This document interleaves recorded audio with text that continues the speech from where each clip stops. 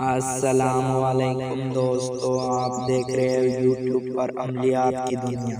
तो दोस्तों को मैं अमलियात की दुनिया में खुशामदीद और वेलकम कहता हूँ।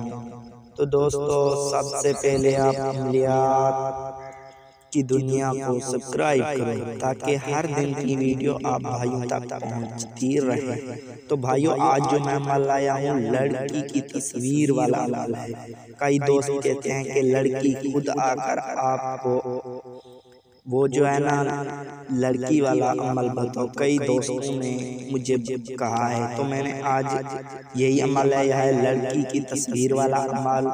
लड़की खुद आकर आपको आई लव यू बोलेगी।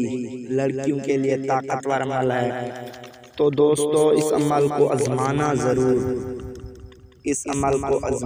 ज़रूर। तो सबसे पहले जो मंत्र आपको स्क्रीन पर भी दिखाई दे रहा है मैं पढ़कर सुना देता हूँ। आसान अमल है, आसान मंत्र है। मोहब्बतनियन एक ही लफ्ज़ है। इस मंत्र को सिर्फ और सिर्फ 300 मरतबा पढ़ना है और उस लड़की की तस्वीर पर फूंक मार देना है मेरे भाइयों।